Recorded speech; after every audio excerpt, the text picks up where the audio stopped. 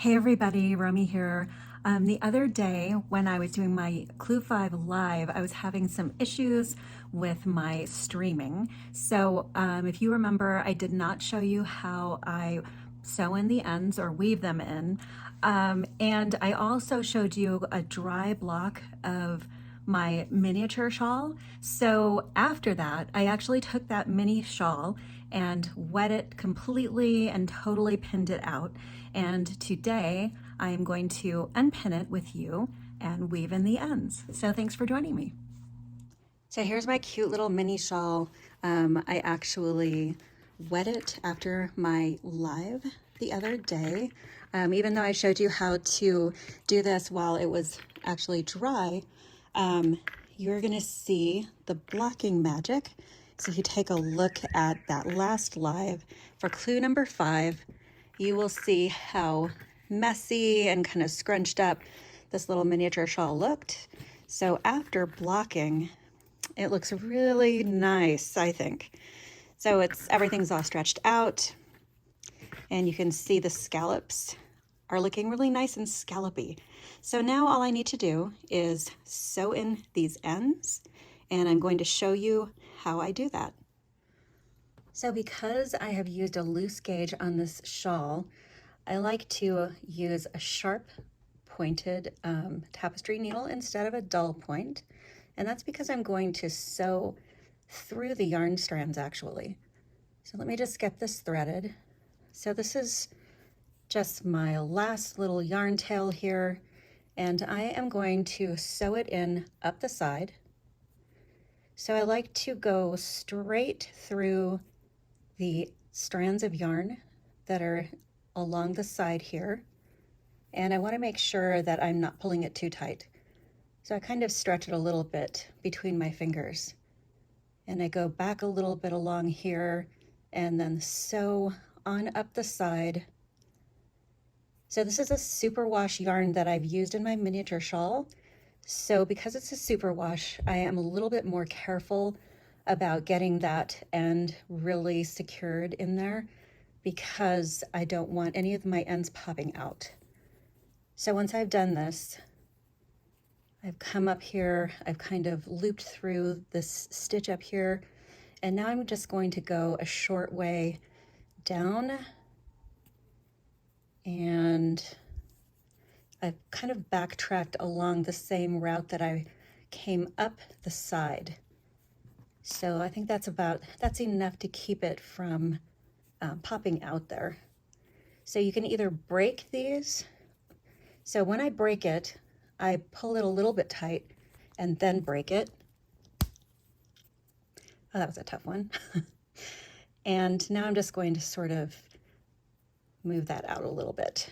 So it disappears, but it's actually sewn inside the yarn strands that were used in the shawl.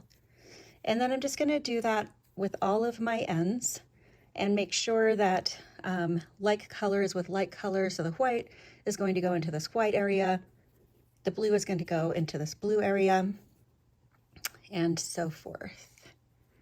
And this is that cast on pinhole that we were talking about before in my live. And I showed you this before. If your pinhole is super tight like this, you may like that, and that is totally fine. What I like is to open that up a little bit so that it blends all the way around with all of the other yarn overs.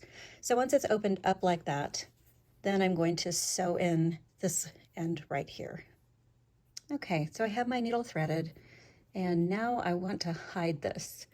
So I'm going to kind of come down here below that middle triangle, or that like the inner triangle, and just sew this end in and really work on not pulling it too tight, because I want to make sure that it's not going to go anywhere. I don't want it to tighten up if I don't want it to tighten up, if you know what I mean.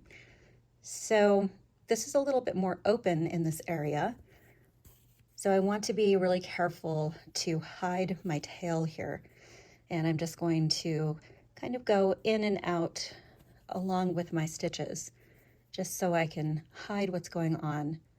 So this is usually what people call weaving in the ends when you are following the path of the existing stitches.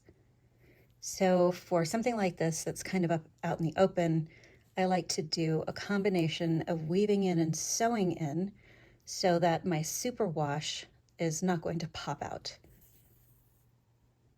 Okay, so once that is done, I'm just going to go back through here a little bit along the route that the yarn took before. And I'm going to grab my scissors and give this a snip because this is kind of a tough yarn with some nylon in there. Okay, let's just give this a snip. And now you can see it's pretty well hidden, I think. I think it blends pretty well. Alrighty, so now on to the other ends, and then I will show you my final product. If you come to something along the edge where the stitches are a little bit too loose, this is also a good time to kind of make those just a little bit tighter. So I'm just going to tighten this up a little bit along the side, not too terribly much because I still want it to stretch out nicely and keep its block. But I just sort of tightened up that area just a little bit more than it was before. So this last little strand here that I want to sew in is a little bit short. So what I'm going to do is kind of place my needle ahead of time where I want it to go.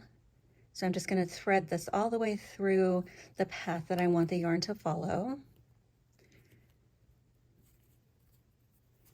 And now after I've done that, now I'm going to thread my needle to make it easier just to pull this through.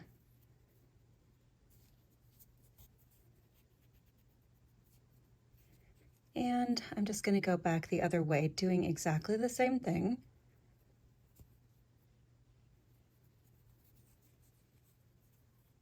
So just thread this needle. Makes it just a little bit easier to handle. And I have woven in or sewn in some very short ends this way. So this works really well. And I think that this was the last end that I needed to sew in. And so there you have it. That is my cute little tiny miniature sort of mystery shawl. So that's what it looks like. Thank you for joining me, everybody.